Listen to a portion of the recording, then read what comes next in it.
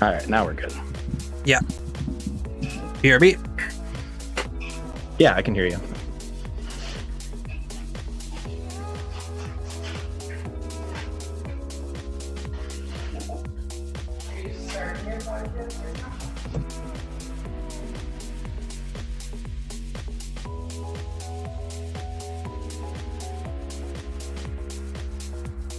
Audio bot's running. Oh, and Jack's back. And Jack's gone. Oh my. Time to send out links. Links, and more links.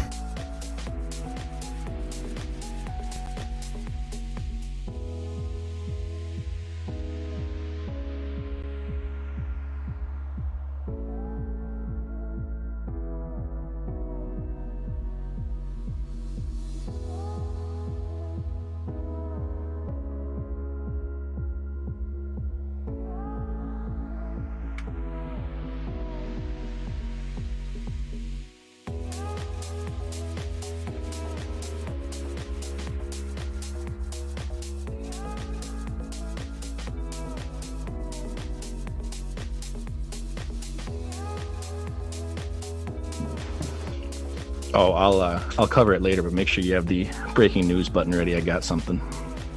I'm already aware. Oh, okay. Never mind. You already got your sources telling you, huh? I wouldn't be a journalist if I didn't.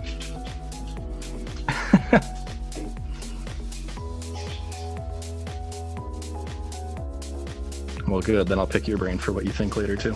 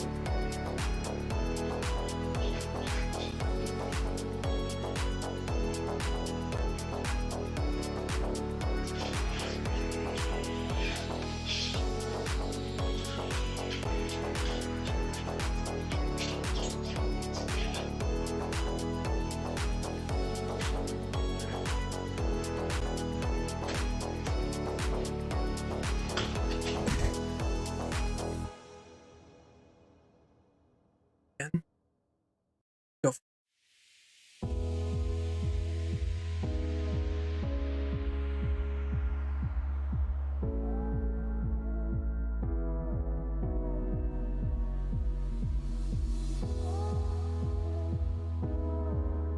30 seconds to launch.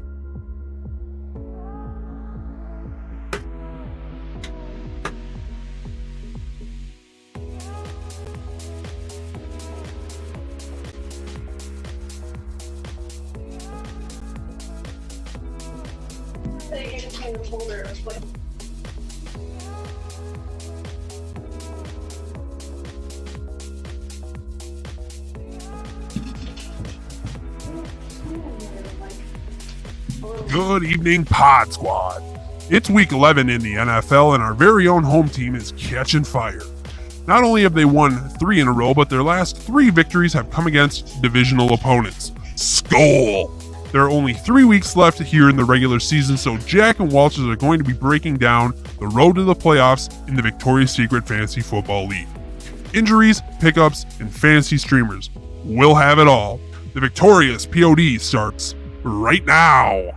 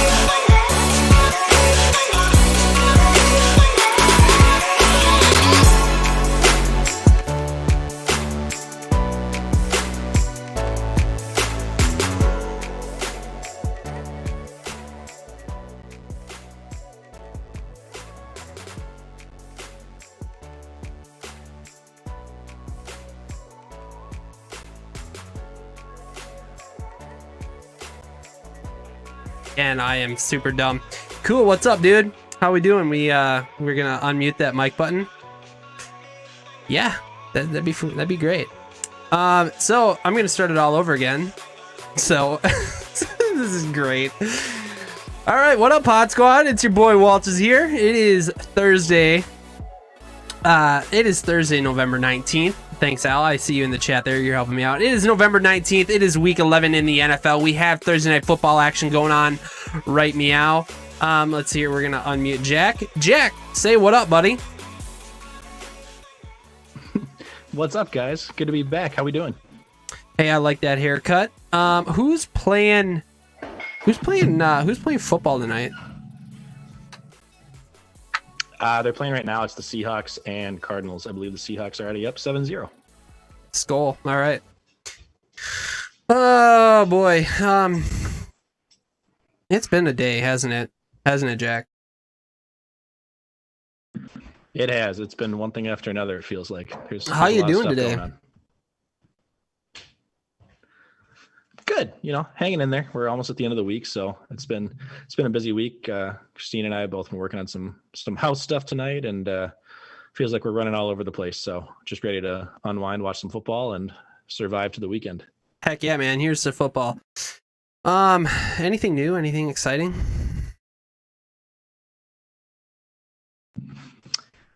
Not really. It's been kind of a boring week for us. We got some new chairs. We built some furniture tonight. Well, Christine built furniture. I didn't help at all. I was doing other stuff, but yeah, doing a little house improvement things, and that's the exciting life when you become adults and get older. So, how about you guys? The new Call of Duty came out. It did. It did indeed. You've been playing it much? Yeah, I have about 8 hours into zombies already. It's fantastic. I've made it up to level 26. Ooh. So that's been a lot of fun. So yeah, I hear this year zombies and multiplayer and everything all combines into the same to level you up. Yes, it is amazing. I love the fact that you can run around, shoot zombies, and level up not only your weapons, but it also levels up your overall character as well. So that is dope. So yeah, that pretty much took up my whole weekend last weekend. So that was a lot of fun. So before we get rolling, I just wanted to say Ryan Walters, I am the old man here in this group. I am so much older than everybody else. I might as well get my AARP card. I might as well, get my gravestone ready to go, all that jazz. And being the resident old folk in the group, I have no idea how new and shiny things work. Like the internet, or how about mute buttons? I don't know how mute buttons work. I seem to forget those all the time. There's this thing called online shopping, and I just don't understand it. So long story short, my dad, he has a wood burning stove. He needs firewood to heat up his house.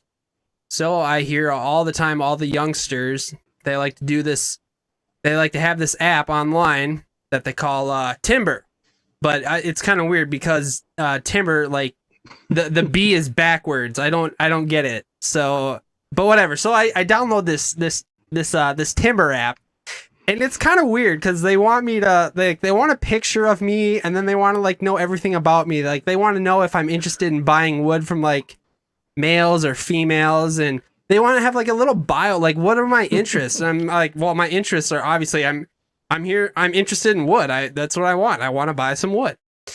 So, all right, so I get that all set up. So, I'm searching through all the merchants on this Timber app, and I like have to swipe left and swipe right, and I'm getting all these guys and gals who are apparently selling all this timber. And I get a few messages from these guys who are like, so you're interested in some wood? I'm like, well, yeah, I'm here for some timber. I obviously want some wood. And all of a sudden they're sending me pictures of their genitals. And I'm like, I didn't sign up for this. How the hell do you guys shop online? Like, what are you guys doing? I don't get it. So I'm all confused. I'm trying to find timber. All right. So that was my bit. I don't know if it worked out. I hope you guys got a kick out of it. So timber, go find it. So all right. I'm scared now. All right. So before I ruin this thing even more, and before all my viewers drop out, I just want to thank Garlic Johnson. He has been an amazing help with bouncing ideas off me back and forth, technical support, stuff like that.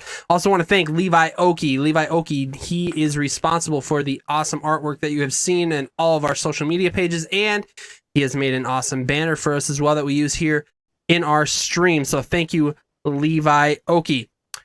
We are going to roll right on into the fan interaction zone because, I just train wrecked that whole intro, but I thought it was worth it. So, how you can find and interact with us? You can find us here on YouTube, and if you're here visiting with us on YouTube, we can see you in the chat. So please feel free to hit us up with a chat. Words are tough. TUF. Did you know that we currently have 51 subscribers, Jack? Dang right we do. We're killing it so far. Yes, Some would we say are. We're almost halfway, or we're over halfway there. We are halfway there to 100 subs. So everybody, if you like what you see, if you like what you see, you like what you hear, please subscribe to our YouTube channel. We are looking for that custom URL. If you're not wanting to watch us on YouTube, you can most definitely find us on the podcast platforms. Our main hub is the Anchor platform. If you go to www.anchor.fm/thevictoriouspod, you can leave us a voicemail there. If you don't want to use that, we have Spotify, Google, Apple Podcast, Amazon, and now you can find us on iHeartRadio. So, I think we've finally hit all the major platforms, so we are really excited about that. If you would like to leave an email, you can leave an email for us at victoriouspod@gmail.com, and we are on Twitter. Our handle there is @victoriouspod. Do we have any YouTube comments from last week, Jack? Do you remember? I don't believe so. We had a lot of fan interaction from somebody who I didn't think was alive anymore. I never hear from him in our group me or anything. One Jay Frank, just for the record, from when you say we don't shout you out. A lot of interaction between him and Jordan. Thanks for you guys both for hopping on. We've had more live interaction lately versus just actual YouTube comments, I believe. Yes. So there have appreciate been it either way. Yes, Jay was here and so was Jordan. They had a lot of input for us last week. We did have 2 comments last week on our podcast. Garlic Johnson says, "Ye of little faith, big purchase on Dalvin. He is taking Dalvin to have over 150 yards total. I don't believe he got there. We will go over that in a little bit." And then he also said, Atlanta took Denver to town, mopped the floor with them. Obviously, you didn't watch that game. Your ignorance is embarrassing. Garlic, you know me. I didn't watch the football game. I just wanted to say it because I like to be theatrical sometimes. Sorry, I'm not sorry. So there's that. So we did have a few comments, and we appreciate you guys leaving your YouTube comments. If you can't chat with us live, be sure to hit us up a comment. We will definitely definitely bring it up on the next podcast. Is there anything else that I missed, or do we want to get right into it? I don't believe so. Let's get into it. All right, right on. It is our NFL Bits and Bites segment. Jack, what are you snacking on today? Well, today for the little Bites segment, I have some good old-fashioned Cheetos, one of my favorites. Oh, yum. And for the beverages segment, I went all out tonight to make sure that I was all ready to talk. So I got a big boy here. Ooh. So we're all ready to go. Little Coors Light action. Coors Light, nice. For my snack tonight, I have the wife made me some brownies. I'm trying to put them in here, and you can kind of see them. Okay, I have brownies, and then hanging out with my favorite blonde tonight. That's right, I got the Uda Pills KFAN beer. Let's go.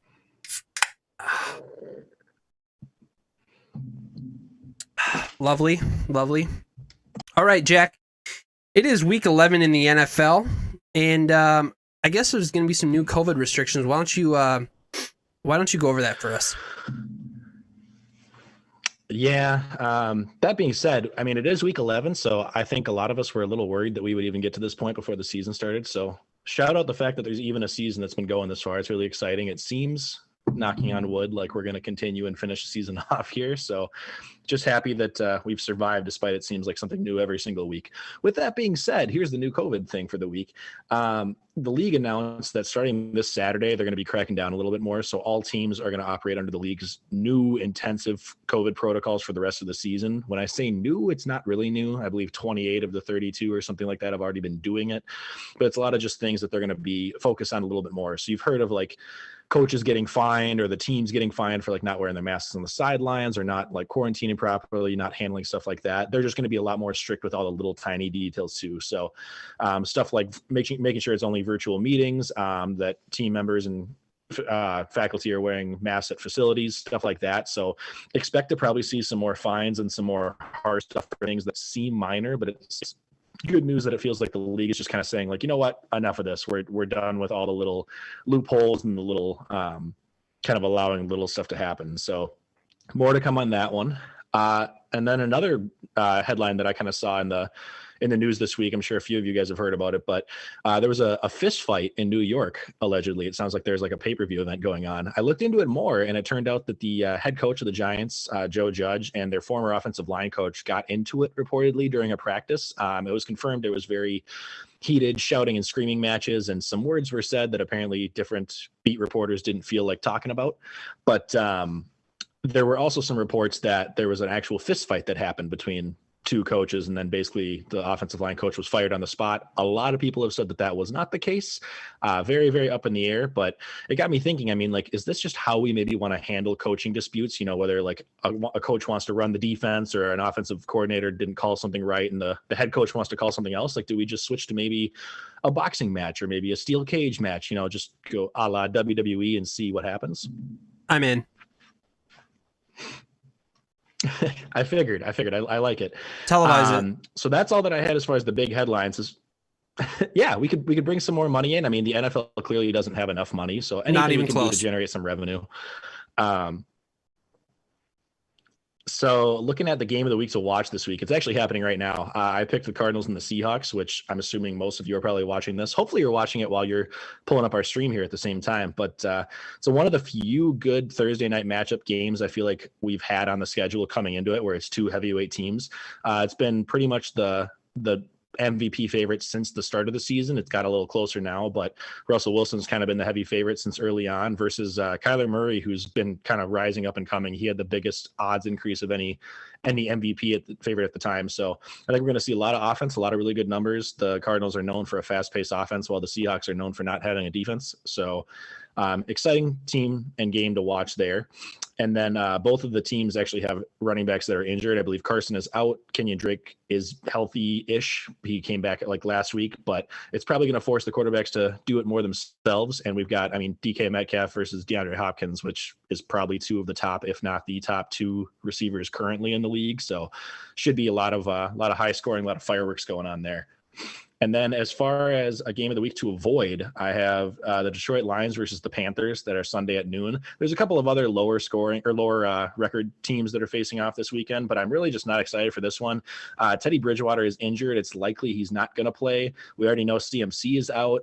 Likely Kenny Golladay is going to be out. I mean, you're talking about three of the most key offensive players on both sides of the field that are going to be gone. So I expect this to kind of be more of an ugly. I mean, we're going to get Mike Davis in there. DeAndre Swift's exciting, but like having your top offensive weapon in Golladay gone doesn't help Stafford. So I think we're going to avoid this one because neither team's really a threat to make the playoffs, and then all the star power is missing. So that's what we got this week. Right on, right on. We're going to move into our Vikings segment here. Minnesota surprised everybody this week on Monday Night Football, going into Chi-Town there at Soldier Field. That's right, Skol. We are on a 3-game win streak. We won 19-13.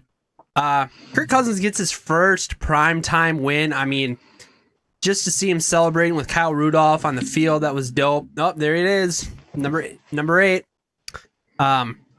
Jack, what did you see in this game? I mean, what did you see out of Kirk? I mean, who in the Vikings offensively stood out for you this week? Yeah, like you said, Kirk, I think, has really impressed these last few weeks. Like I said, I think in the first week against Green Bay, he didn't do a lot, but he wasn't asked to do a lot. He just did exactly what he needed to do, which is huge.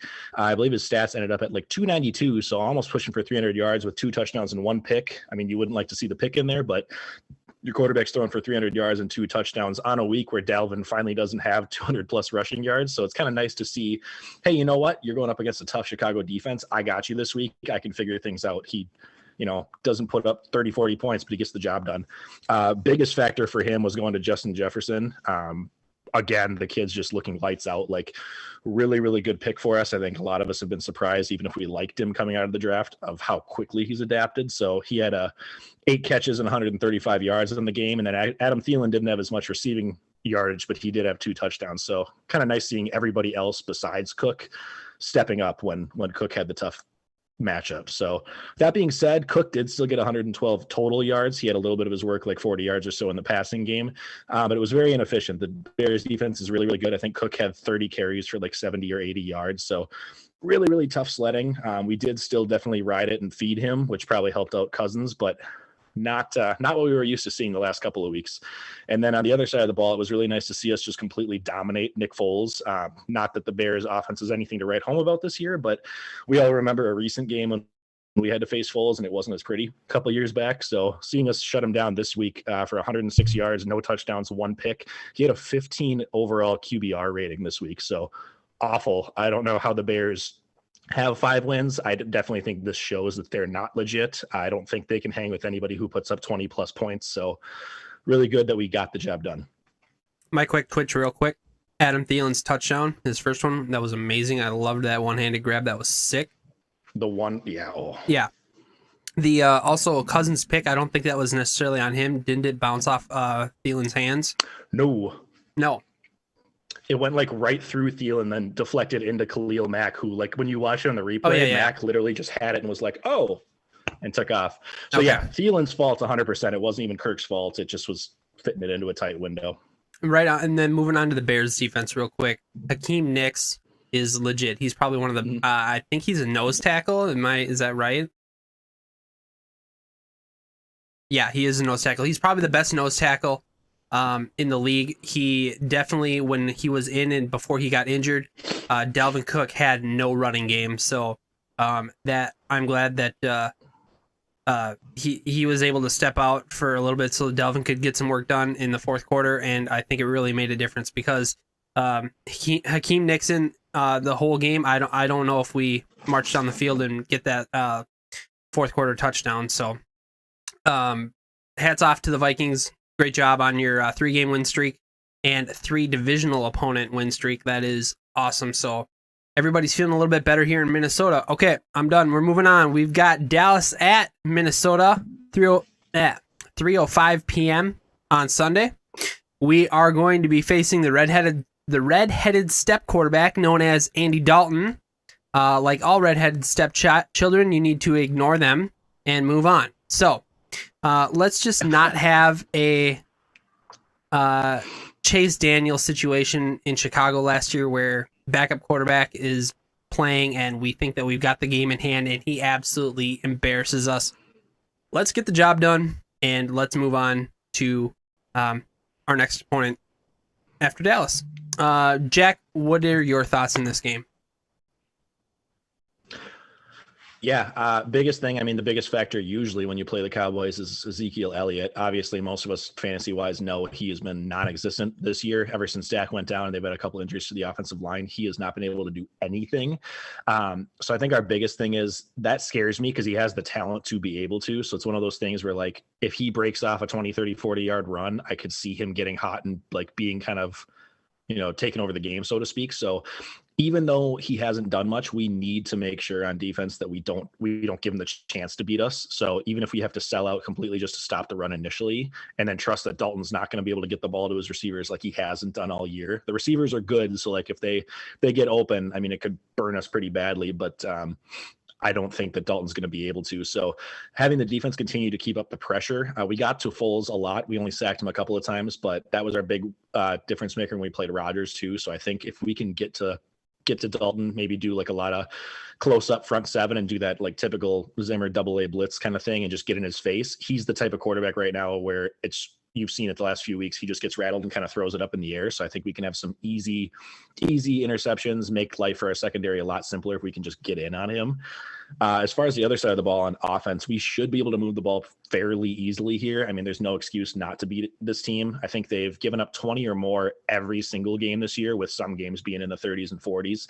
And they've averaged only 10 points over the last 3 games. Like the last 2 of the last 3 weeks, they've only had single digits. So like, you're basically saying every other team's been able to score 20, so we should be able to, and they aren't even getting close to that. So no reason we shouldn't be able to score. They don't have a great run defense. Cook should be fine, and then their secondary isn't anything exciting. It's kind of middle of the pack. So everybody has kind of had a pretty solid game in the last week or two. I think we should be fine. And then, like you were talking about, we're on a 3-game win streak. The crazy part is we had a tough start to the season. Everybody knows we did lose 2 games by 1 point with Tennessee and Seattle, I believe. But we could easily be on the other side. We could be 6-3 instead of 4-5. And our next 3 games are super winnable. Like we play the Cowboys this week, who have been a shell of themselves, and then the following week we play the Jaguars. So we could easily, if we do this right and don't slip up, be in the hunts like 2-3 weeks from now. Yeah, I agree. We just got to make sure that all the players are just doing their individual jobs. They're not trying to do too much. Just play their game of football, and let's win the games that we need to win so that we can be in the hunt. We're going to be moving on to the Tampa Bay Buccaneers. Tampa Bay put up a flurry of points against the Carolina Panthers. It was 46-23. Apparently, if you embarrass Tom Brady on national television, he will come back and absolutely roast the next team that plays. Jack, what did you see out of Tom Brady this past week? I see what I've seen in him many, many times before. Like you just said, he does not usually have back-to-back stinkers in a row. Like usually when you see him get embarrassed, every single time all the announcers are like, oh, it's the cliff. Oh, Brady's getting old. Maybe is this the beginning of the end? And then he comes out and he's like, please just stand back for a second. So I was trying to pull up the stat to see if I could find like how he's done in games after he's lost or games after he's done bad. So I'll try to find that next week. But yeah, coming back out guns a-blazing, 341 passing yards, 3 touchdowns, no picks. I mean, that's elite. I think he was one of the top quarterbacks of the week. He'll probably get an offensive player of the week type of thing. So Brady showing he can easily still get it done. He doesn't need to be a dink and dunk guy. He can throw the ball deep when he has to and still take care of the ball. Ronald Jones, a lot of you guys probably saw fantasy-wise, he broke some hearts and won some weeks for other people, but he had 23 carries for 192 yards and a touchdown, capped off by that 92-yard run towards the end of the game. So wasn't doing necessarily great beforehand, and then it kind of opened up for him in the second half. But he did really, really well, while all 3 of their top receivers, none of them really stood out, but all of them had 6 or more catches and 69 or more yards. So, I mean, really spread around well, kind of a threat from anybody who touches the ball at this point. So that was exciting to see. On the other side of the field, the Panthers really didn't do much passing or rushing. I know Teddy Bridgewater got hurt partway through the game, but he had 136 yards total. Mike Davis had only 32 on the ground.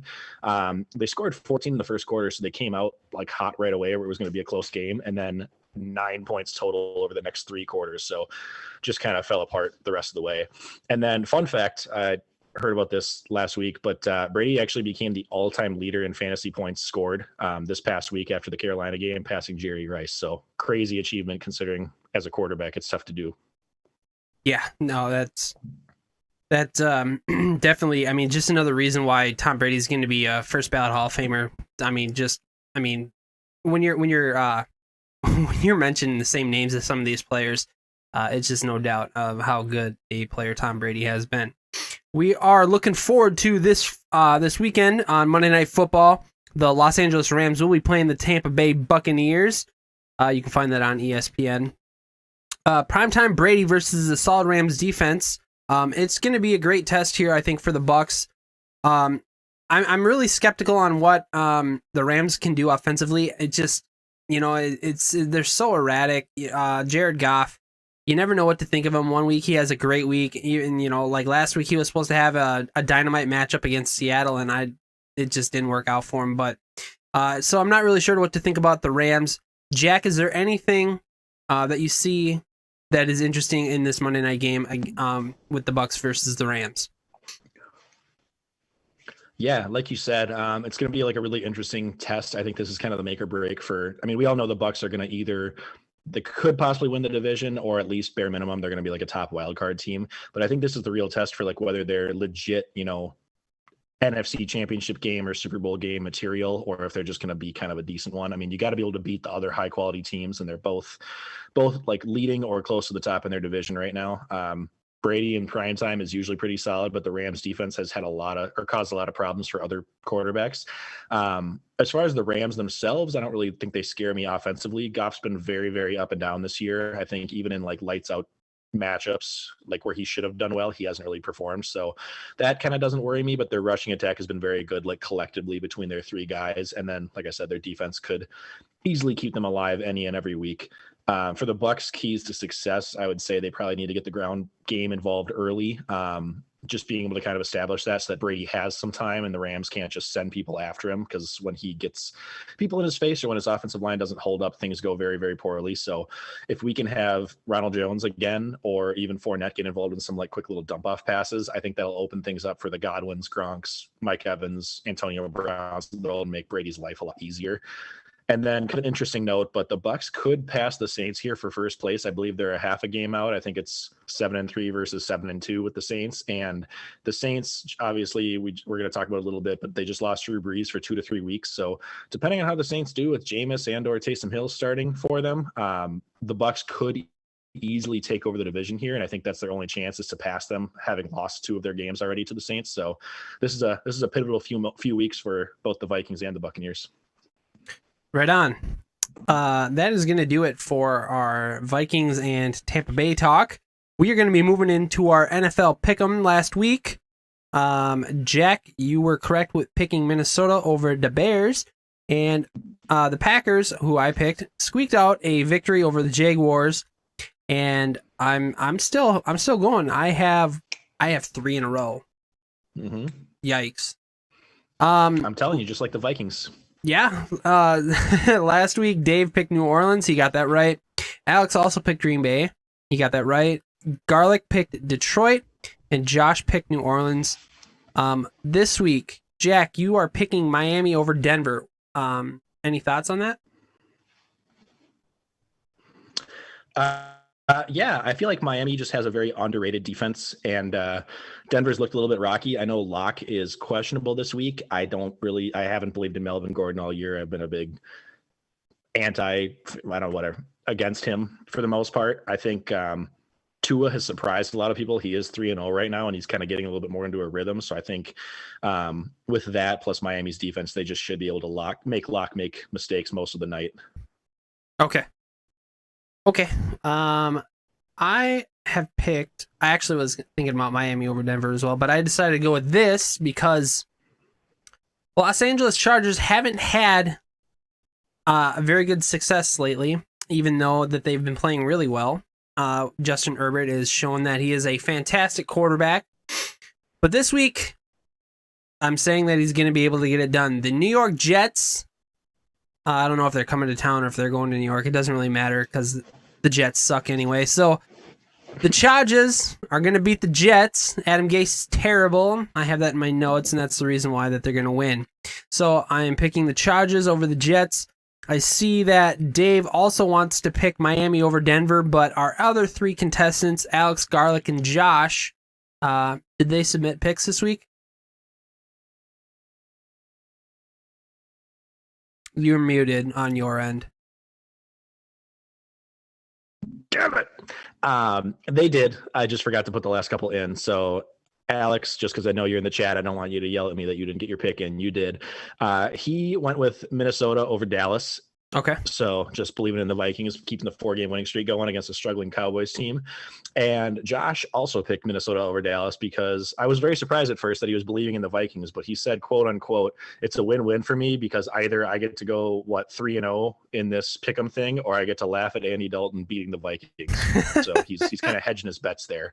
Gar, I am standing by on because he said, oh blank, please hold. So I'm gonna wait for my breaking news in a second here, and I'll let you know who he's picking in a little bit. But all 4 of our guest contestants are 2-0 as of now. So shout out to you guys. You are keeping it close. But of course, as soon as I say, hey Walters, you got some competition, I'm gonna add some more people to catch you, Walters just goes on a 3-game win streak. So I don't know what to tell you guys. I'm sorry. I'm unpredictable. What can I say? all 6 of us in this pick'em went 1-0 last week. So we were 6-0 as a group. So nice job, everybody.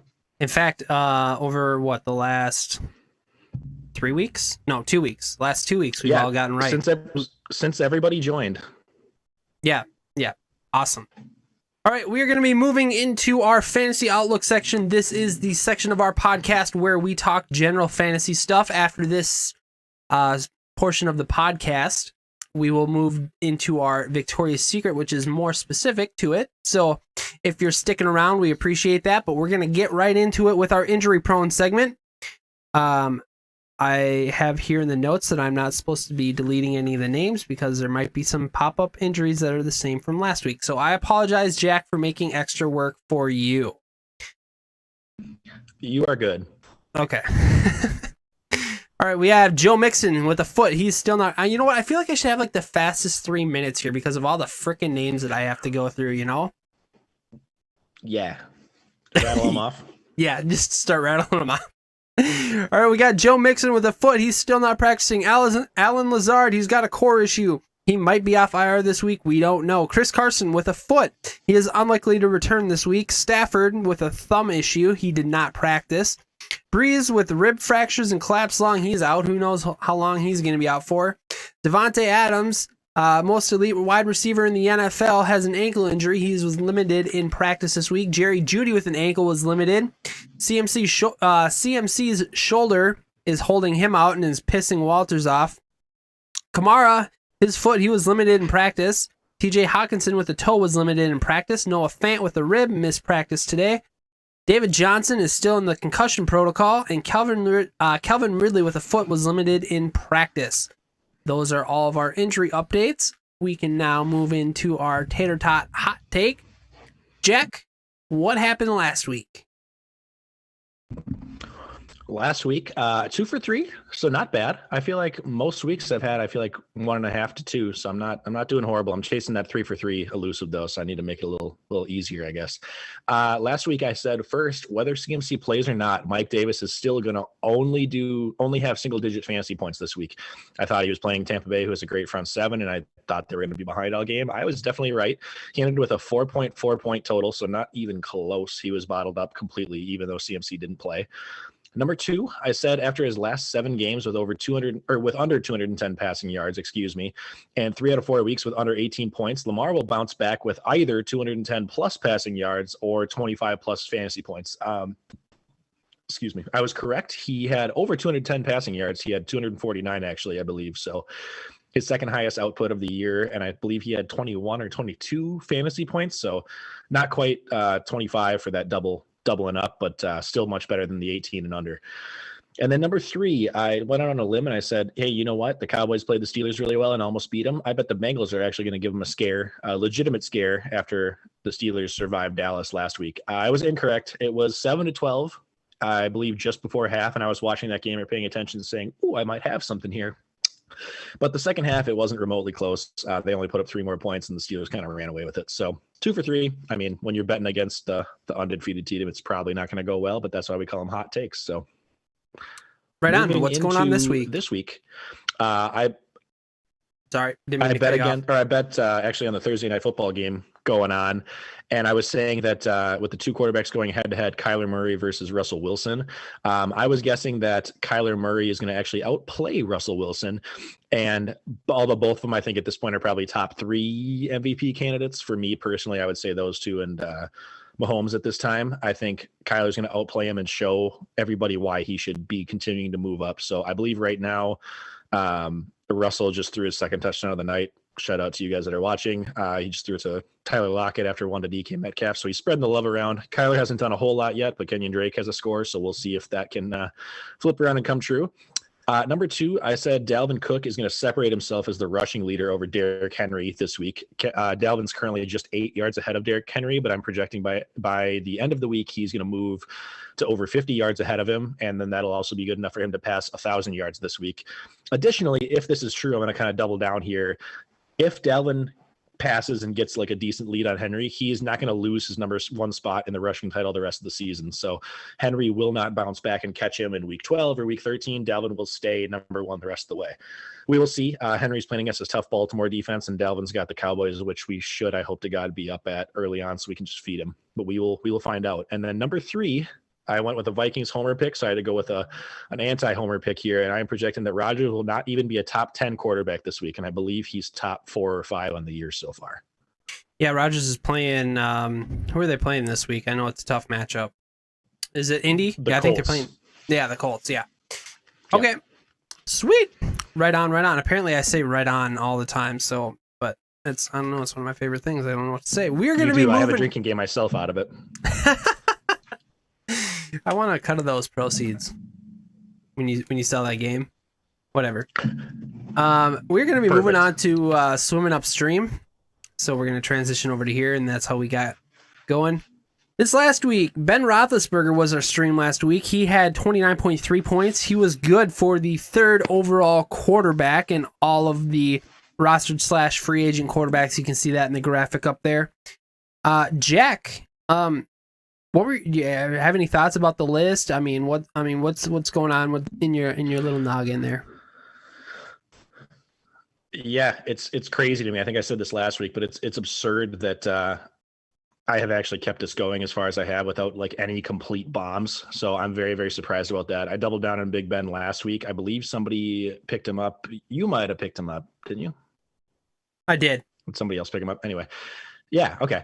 So clearly like back-to-back weeks, I think 3 weeks in a row now where somebody I picked was immediately then picked up right after the fact. So he kept the Jack streaming train rolling this week with 29.32 on 333 yards and 4 touchdowns on the day, aka complete domination. So loving when I'm picking not only the by far number 1 streaming option, I think clearly over everybody else there, but like you said, he was the number 3 overall behind only my boy Tom Brady, who I had started this week at 31.8, and then just behind Kyler Murray at 29.9. So shout out Al for another top start. 3 out of the last 4 weeks, I've actually picked the number 1 streaming option of all people available. So right on the money there. And 3 out of those 4 weeks, it's been a top 7 quarterback overall. So, and again, not only a streaming option, but they're beating guys that are being started in this league.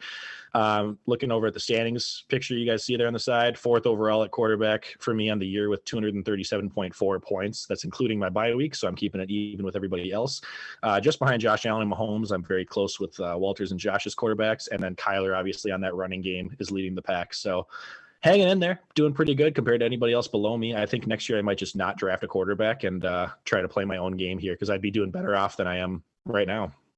It might actually work out too. 11. Because I would think that more people, because of COVID this year, have an extra quarterback on their roster just in case. So, I mean, the only reason I have an extra quarterback right now is because Josh Allen's on bye, which is why I picked up Ben Roethlisberger this week. But yeah, you might actually have more success because I know for me, I'm a 1 quarterback on my roster kind of guy. So I think just with this year with COVID, I mean, it's just a little bit different, but I think you're onto something here. So go ahead and continue.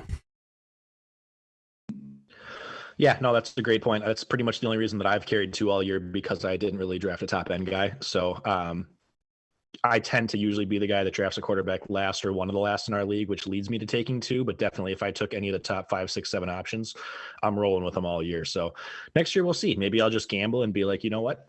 My season's either going to burst in flames when I don't have the success I did this year, or we'll see. But moving forward to week 11, I was looking at Teddy Bridgewater initially, but it looks like he's more than likely going to be out. He's questionable and doubtful right now. So with the injury, it's a little risky, but that matchup versus Detroit would have been good.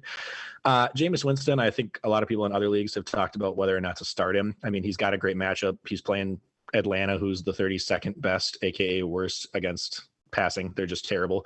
So, I mean, if you're playing against a person who is projected to way outscore you, I could see taking a home run swing on him. But I just am worried that, like, he hasn't even been named the starter officially yet. And I'm also worried they could get cute and toss in like half the plays with Taysom Hill. So we'll see. Jared Goff's another one I looked at, but he flopped last week versus a bad defense in Seattle, and now he gets a good defense. So I am going to do what he didn't really do last week, and I'm going to pass on Jared Goff. Initially, I was going to go with Carson Wentz. That's actually what I had in the notes, but I'm making a pivot here last minute. Carson is going against Cleveland, who isn't great against the quarterback position, but they do have a good front seven stack. And we all know Carson Wentz is susceptible to injuries and doesn't do well with pressure. His better games have kind of been based on rushing or running attacks. So I feel like he's not a safe option. I feel like he's a guy that could put up 21 week, but he's put up like single digits, like 8 and 10. Well, not single, but 8 and 10 the last couple of weeks. So he's got a very, very low floor, and it scares me. So I am actually going to pivot here, and I hope I don't screw myself over, but I'm going to go with Alex Smith, who he got the start a couple of weeks ago, where he got to play with injury, and then he started last week. He's actually at over 300 yards both games. Through 2 weeks now, he's actually the league leader in passing yards. So it hasn't turned into a lot of touchdowns, but I know last week there were 3 scores that the running backs just happened to get in the red zone. So it could have gone either way. It could have been Alex's instead. But I feel like with that passing yardage mark, he definitely has a higher floor. So I don't think I'm going to light it up or anything this week, but I think I've got a chance. So I'm going to go with him, and hopefully I don't have my first clunker of the year. Right on. That will do it for swimming upstream. We're going to be going back over to here, and bam. Okay. We are going to be moving on to Purchaser Pass. Jack, why don't you tell us what happened in week 10 with Purchase or Pass? Yes. Purchase or Pass that someone on the Bucks is a top 10 wide receiver this week. As we mentioned, none of them really separated themselves much. I don't believe that any of them were top 10 because they didn't really have enough yardage to make an impact on that. So I believe you purchased it thinking that one of them would separate themselves, and I passed it. So that'll be one for this guy. Just kind of double checking here to see who the closest one was, if anybody. Mike Evans was just outside at like 14 or 15. So he was the closest, but no go there. Number 2, Purchaser Pass that Cook has another 150 plus total yards this week. We both passed it. Gar called us a fool and an idiot for doing that, but he did have under, like I mentioned, he had like 110 yards or so. So we were both right there. And number 3, Purchaser Pass that 2 of the top 6 quarterbacks in fantasy this week are playing in the Bills versus Cardinals game. I believe I should have done my homework, but I believe Kyler Murray was the number 2 and Josh Allen was the number 4. So I said purchase and you said pass. I got that one right. So I was a 3 for 3, and I believe you were a 1 for 3 that week. Yeah. Okay. What do we have going on this week for Purchase or Pass? Also, I forgot one really quick. Sure. We had a last-minute voicemail that suggested whether Jared Goff would have 25-plus fantasy points. We both passed that immediately, and I believe the voicemail caller, who shall not be named, thought that was a silly idea too. But we were both right on that one. He had way under that. So, oh yeah. Moving on to Week 11, I came up with a couple of new ones here, so I'll toss them out to you. You can let me know. Number 1, Purchaser Pass that Ben Roethlisberger puts up his 3rd straight 25-plus fantasy point day. After the 3 weeks prior to that, he had 15 points or less.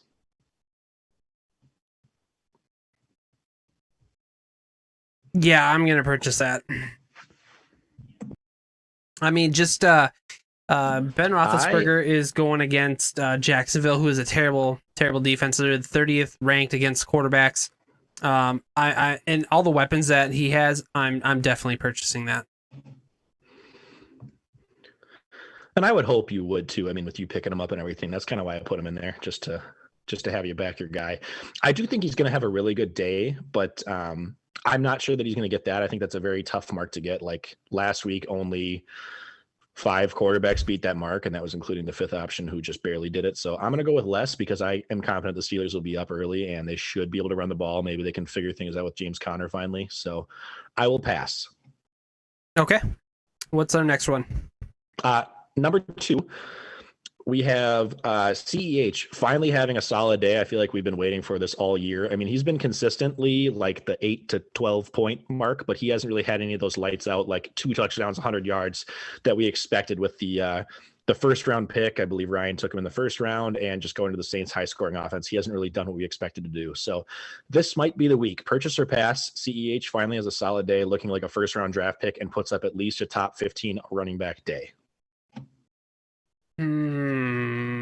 This is a tough one. That's how I make them. Who are they playing? Trying to look here. They are paying the Raiders, I believe, in a rematch. I'm guessing their run defense isn't anything to write home about, which is why you put it in there. And he's had a rough. The Raiders. He's had a rough go. The Raiders is decent. I think they're kind of in the middle of the pack, but last time that he played the Raiders, he only had 10 carries for 40 yards. I'm passing. I'm just going to pass. Okay. Yeah. All right. Fair enough. I am going to actually purchase it. I feel like I've been waiting for it, and Le'Veon Bell has not done anything remotely to what I thought he was going to be. I think the biggest difference maker is just if he gets a touchdown or not, and I think 15 is doable. So I will go with this is finally the week he's going to kind of turn the corner after a bye. Usually Andy Reid figures some stuff out. So okay, and what is our third one? Number 3. We have Ezekiel Elliott, I talked about earlier. He hasn't surpassed 7.3 points in the last 4 weeks, which is absurd. He's had like that mark or less. Purchase or pass that he figures it out this week and puts up at least double that, which would be 14.6. And just to make it interesting, I said PPR because he hasn't even come close to that mark. So that he puts up at least 14.6 in PPR. I believe his high on the year is like 3 or 4 receptions. So it's not like he's a big receiving back, but make it a little bit closer. Going up against a red hot Vikings defense, who hasn't given up a rushing touchdown since week 5 and actually has the 6th fewest rushing yards per game since that week. I'm passing it. I honestly think that if you don't have a passing attack, you can. I mean, it's what it's been with when Dak went down. So did Zeke's value in fantasy. It hasn't been there, and I don't know. I'm not saying I've seen this or heard this, but it makes me wonder if is it a lack of effort? Has he given up, or is his offensive line just not doing what they need to do? And without a passing attack of Dak Prescott, he literally has, from what I've heard, he has become borderline benchable. So I'm going to say he's going to continue that trend, and I'm going to pass. Yeah. I was kind of right on the border too. I am probably going to purchase it because I said going into this, I was going to try to see if I could split with you on every single one just to keep it interesting. So I am going to purchase. I think the only way it happens though is if he gets several catches in that PPR mark and or a touchdown. Not super high on him overall, though, like you said, for all the same reasons. I just think that his value has surprised people with how much it was tied to Dak this year. I think a lot of people expected him to continue dominating like he did his first couple seasons, but it kind of makes you wonder. I mean, like with all the hemming and hawing and holding back that the Cowboys were reluctant to pay Dak after seeing how badly they've done without him. And then, I mean, I remember a couple years ago when Zeke held out and they finally gave him like the most money as a running back. It's kind of just like, did you make the right call? I mean, like you can find running backs, but like a quarterback, look at how terrible their offense is without him. So if you're going to pay anybody, it's looking now like they probably should have saved that money for Dak and gone from there. Right on. I think that's going to do it for purchase or pass. We are going to be moving on to our water bet board. Jack, I'm going to read through a couple of these here real quick just because it's interesting to me. Michael Thomas is not going to be a wide receiver 1 from this point on the rest of the season. I would probably agree. Oh boy, I don't know. Like if Jameis Winston is the starting quarterback, I really feel like his arm at this point might actually be stronger than Drew Brees's. I don't know. You can quote me on it. You can hold me to it. I don't know. But if Jameis Winston does become the starting quarterback for the rest of the season, I do see a scenario where Michael Thomas is able to start blowing up. With that,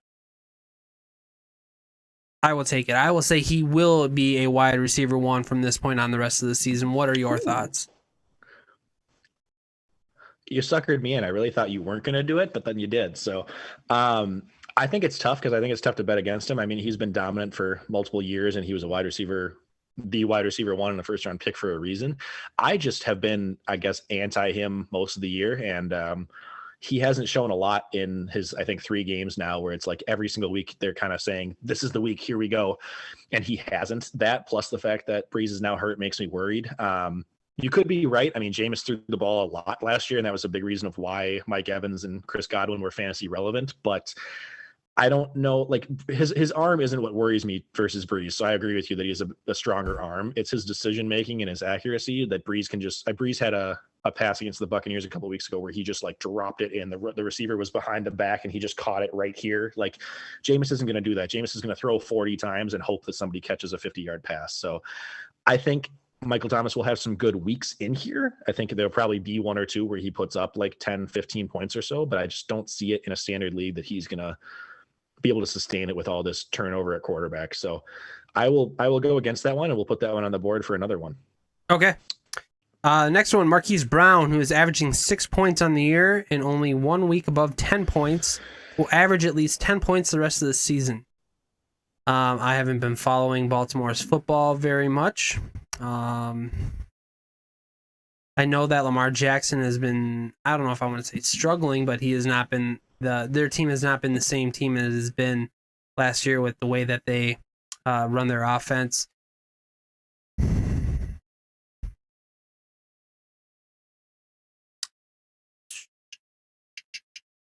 I'm gonna say if you haven't been following it, we can always either postpone or pause. Yeah, let's just postpone it for now.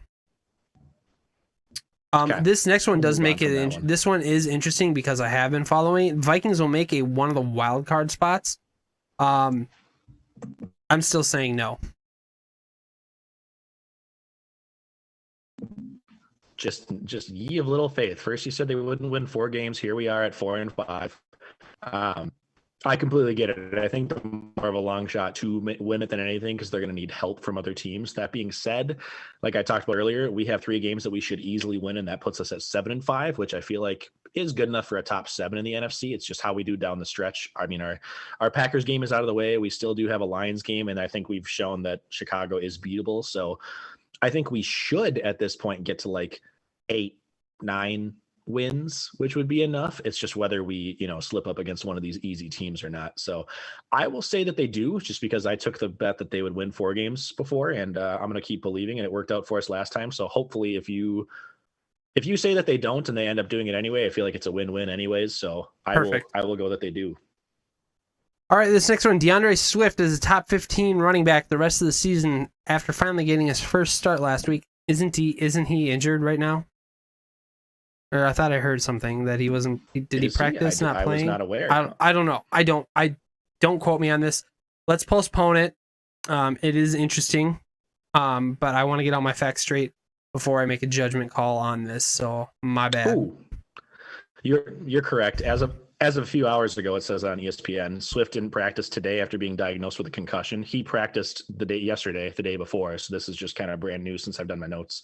But we'll see whether it holds him out or not. If he plays, I think in the games that he plays going forward, whether it's this week starting or next week, I believe he will. But we will follow up for next week and see. Okay. And then the last one, Jameis is a quarterback one at least one of the 2 to 3 weeks that Breeze is out. Yeah, I'm purchasing that one. I have to with the Michael Thomas thing. I mean, I feel like he can do it.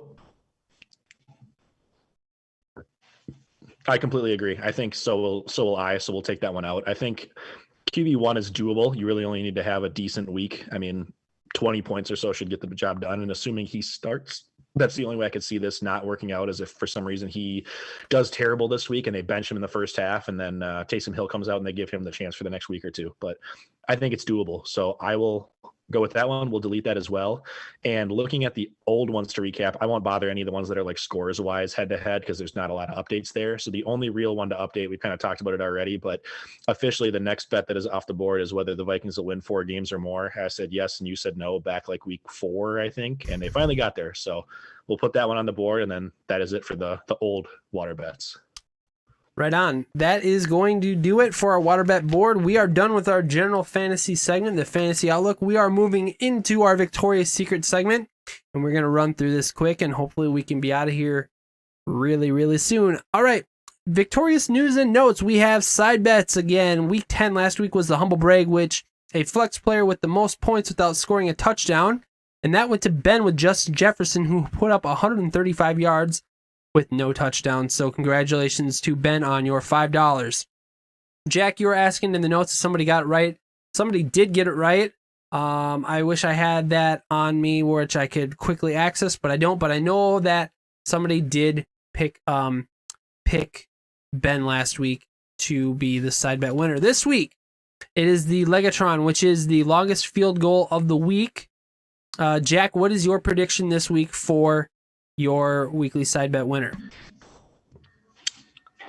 Yeah, I was looking through this, kind of going more like a quantity versus quality route, because it's tough to predict who's going to have the longest one, just because it all depends on game situation and if they end up there. So I was like, who's going to get the most field goal chances, and maybe, that puts them in the running. So I am going with Josh. Shout out to your team, but Will Lutz is on Josh's team. My belief is, because of what we talked about several times already, Breeze is out this week. So I think the offense is going to stall for field goals more than normal. But that being said, they do still have Kamara. They do still have Michael Thomas. Jameis can throw the ball, and Atlanta's defense is terrible. So I think that they're just going to have a lot of scoring chances overall. I'm just hoping that they get down to like the 20, 30, 40 yard line and just stall out from that point. So I'm hoping that Lutz gets 3 or 4 chances, and then one of them is good enough. Okay, right on. We are going to be moving into our Jack of all trades. I don't think we have any new trades. Do we, Jack? Oh, we do. We do. If you want to hit a button for me. Sure. Hold on one sec. I know it's here. Where did I put it? Ladies and gentlemen, can I please have your attention? We're following breaking news right now. Big breaking news from DC. Breaking news Good right afternoon now. from New York. We're coming on the air with breaking news story. Beginning the work we got with multiple stories breaking overnight. That's right. We have breaking news here in the Victorious POD. Jack, who made a trade?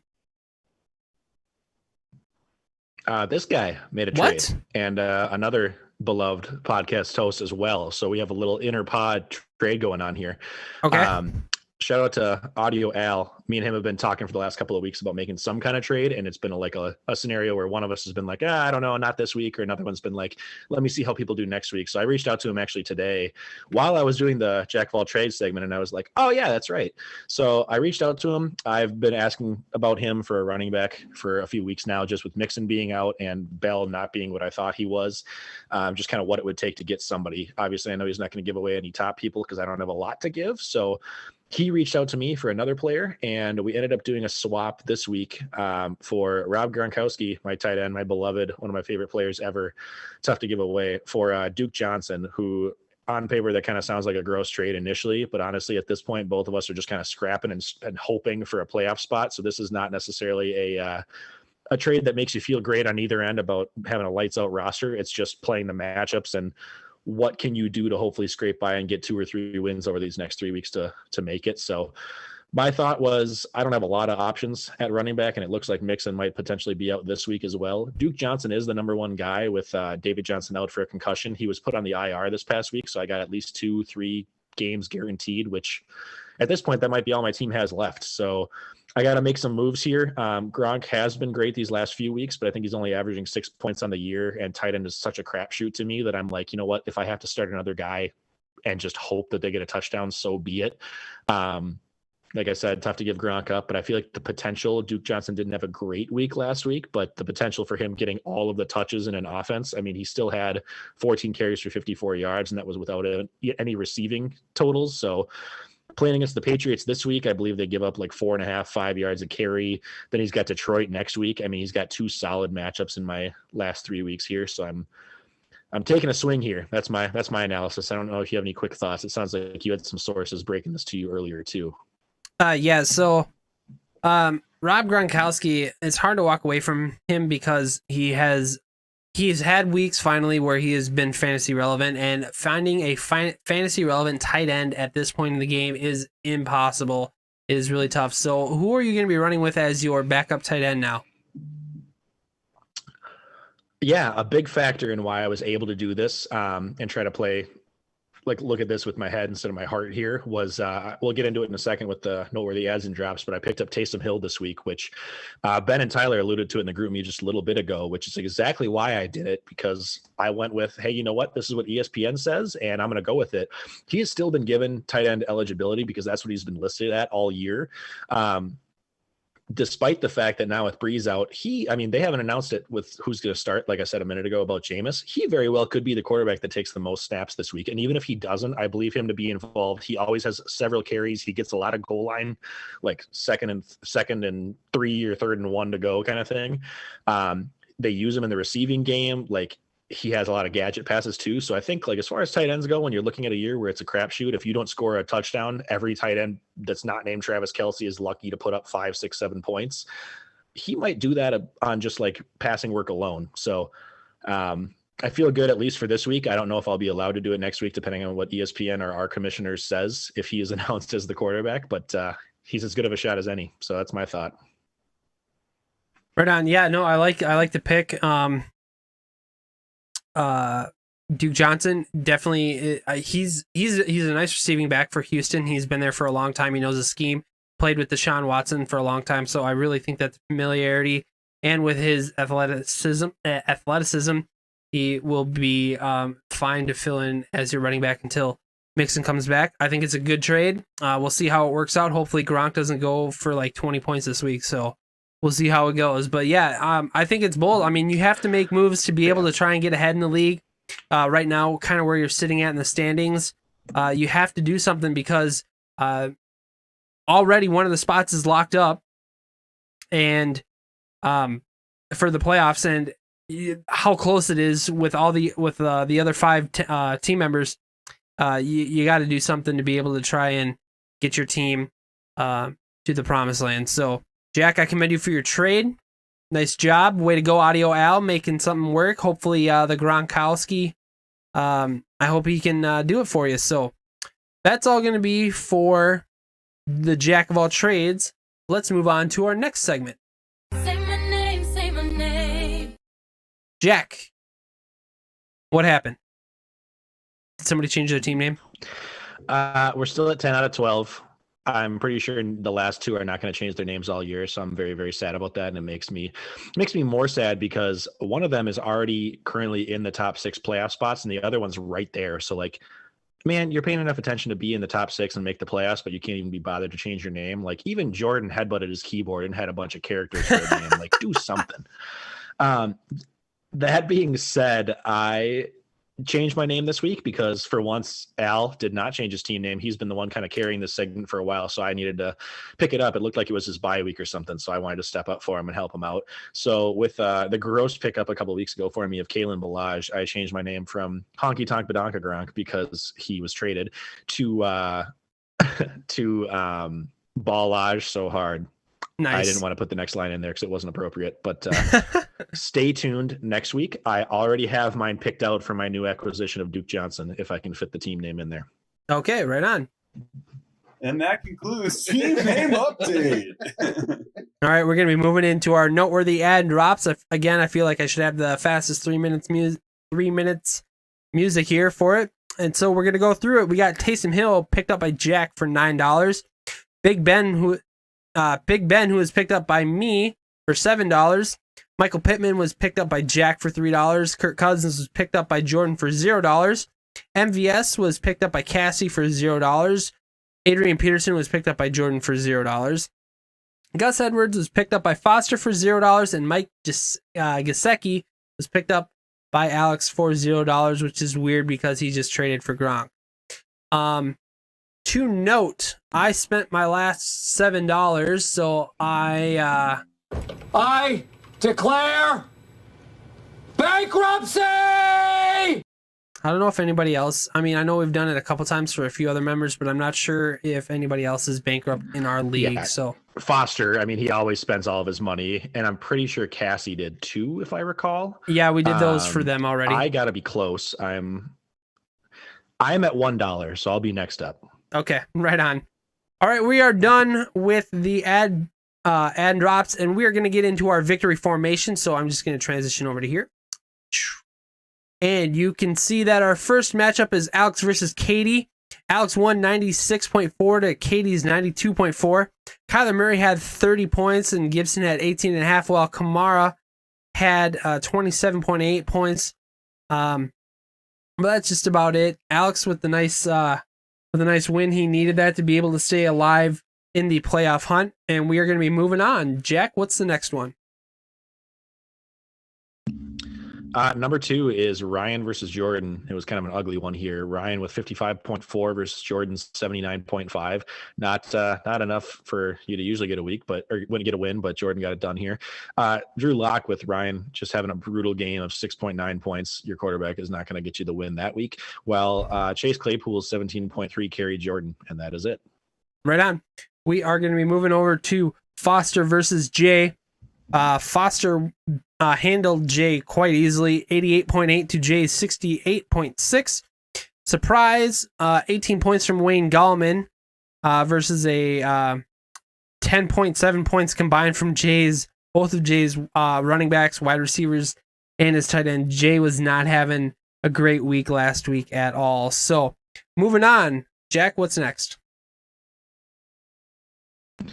Tyler 70.1 versus Cassie 91.3. I'd just like to say, Tyler, where was this when I played you like 2 weeks ago? You put up 130 plus on me. So moving on, both Dalvin and Russell had their lowest total games of the year for Tyler, while Cassie had Breeze put up an embarrassing 6.9 points as well, but her defense and kicker each had 13 or more. So that got it done for Cassie. Nice job. Right on. Moving on, we have actually, this is your matchup. Why don't you do your matchup real quick? I'm so sad. I don't want to talk about it. I had 99.3 and Josh had 104.3. Thank you, Allen Robinson, for doing nothing. We are the 2 high scorers of the week. Hopefully this is not too early for me to mention it for Al. I know he doesn't like to talk about high scores early on, but Brady put up 31.8 for me as the number 1 quarterback of the day, while Ronald Jones late 98-yard touchdown for Josh. Plus DeAndre Hopkins' game-winning 43-yard touchdown ended up being the difference makers for him. Right on. And then we have the last matchup, which is my matchup. I beat Ben 86.3 versus Ben 66.6. Josh Allen and Stephon Diggs combined for 41.5, while Aaron Jones, AJ Brown, and DK Metcalf all had down weeks of somewhere right around the 2-point range. So I was very, very lucky this week to pull out my Super Bowl favorite, Ben Williams. Just a win that I really, really needed. So we are going to be getting into our standings here. And I want to do this. And we're going to switch over to here and transition. Okay. So we have Josh.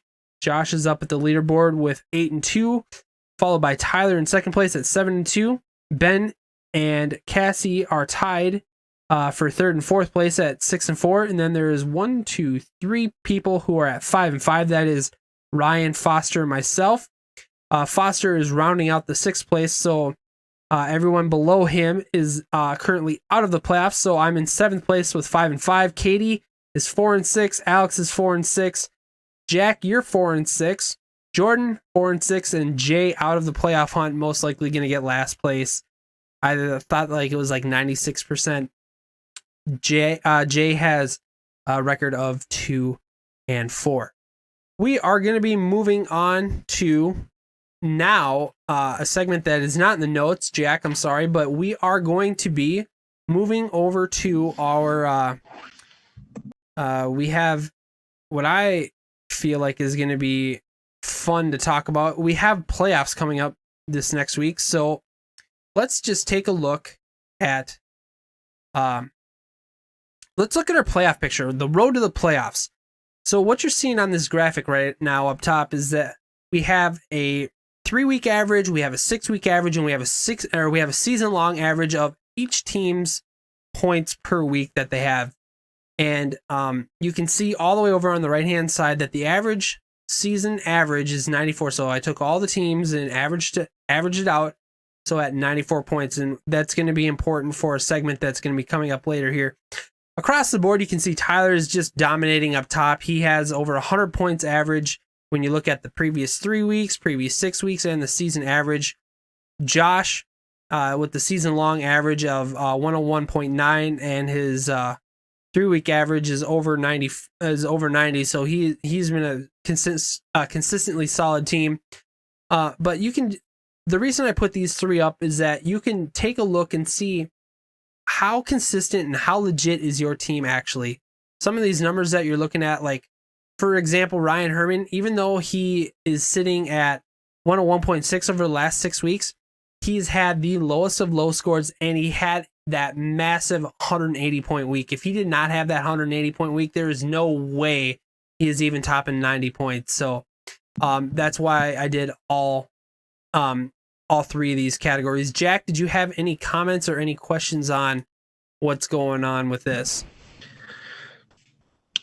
No questions, none for me. I mean, it's pretty self-explanatory. I think it's really cool. So shout out to you for setting all this up. Hopefully the rest of the league will appreciate it, especially those that are fighting for a playoff spot. I mean, those that are already locked up, like Tyler, my Super Bowl picks helps me feel more confident there. And then those of us that are likely out of the playoffs, it's making me sad, especially that 6-week average. I've had a couple of rough weeks in there, but it's cool to see. It's just like the breakdown and like not only who's in first and second, third, fourth of these scoring averages, but like the difference. The drop down there has been is cool to see. So I love it. Just to note, you said that Tyler's made the playoffs. Technically, he has not clinched. Josh is the only one who has clinched, and Jay is the only one who is not going to be in the playoffs whatsoever. So those are the only two teams that are not fighting for a playoff spot, although it is almost certain that Tyler will be in the playoffs this year. So with that being said, let's move on to my next slide that I have proposed here, and we're going to transition over to here. How much better does your team need to perform to be able to win this next week's matchup?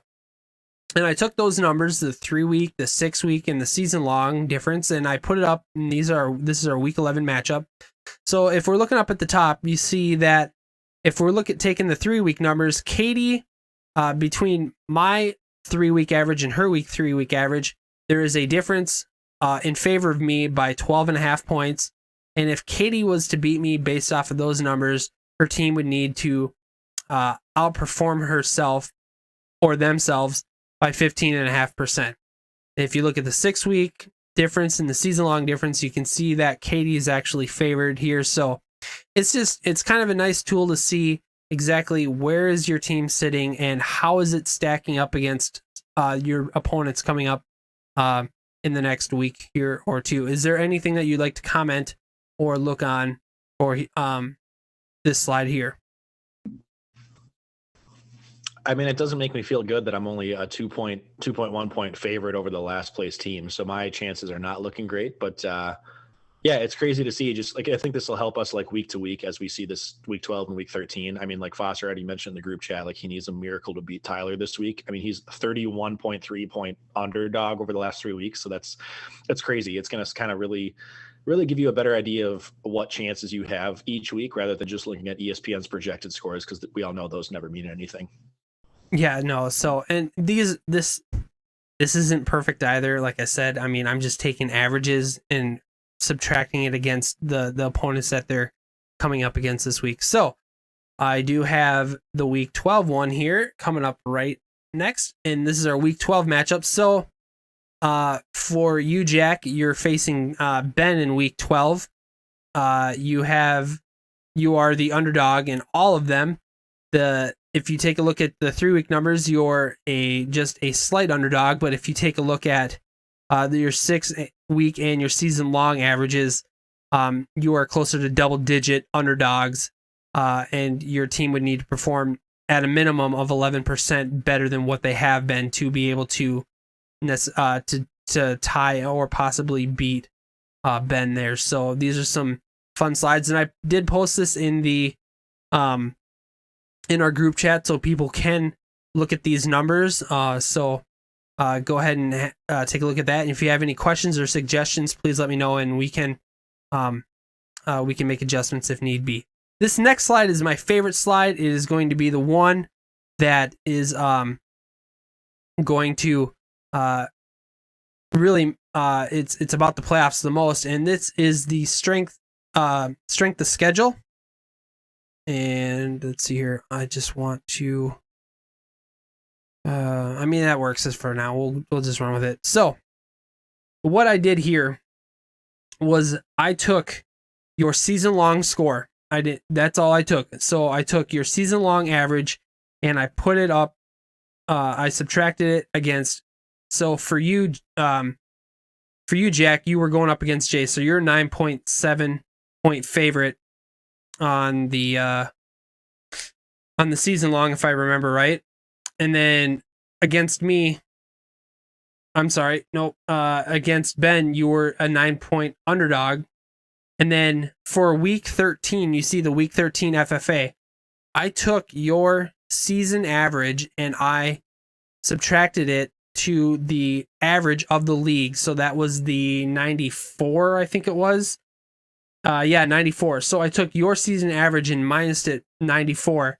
And then I took the values of the week 11 point difference, the week 12 point difference, and then the week 13 points difference, because week 13 is a free for all and top 6 scores will get you a win. And I added them all up and I came up with the SOS, or the strength of schedule value. So if you have a negative number, you're going to have a tougher time than if you have a positive number. So according to this chart here, you'll see that Jay, who is the last place team in our league, he is going to have the toughest schedule coming forward.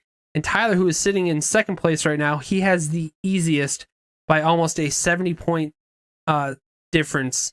Amazing how that works. Yeah. So I think this chart I think it's probably the closest thing that I've come up with that is fairly accurate. We'll see how it plays out, but I just think it gives you a good look at where your team is sitting and what chances do you really have for making the playoffs. I'm not saying this is going to be perfect, but I think it gives you a general idea. So there's that. And like I said, this is viewable in our group chat for anybody who is in the Victoria's Secret Fantasy Football League. So feel free to check it out. Again, if you have questions, comments, or you want to have something altered, we can take a look at that most definitely.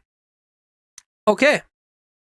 We are going into the last segment for the Victorious POD for the league specific stuff, and that is going to be our weekly pick'em. Our weekly pick'em is going to start off with we're just going to go over our points real quick. Jordan takes first place with 47. Ryan did not score any points. Katie had 4 points last week, which she's rising up the ranks.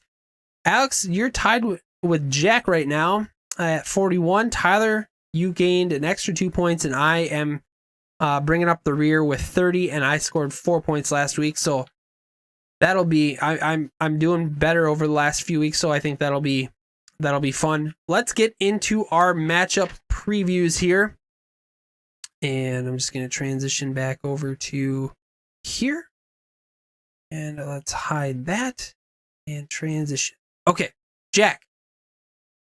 Looking at the matchups here, we have Foster versus Tyler.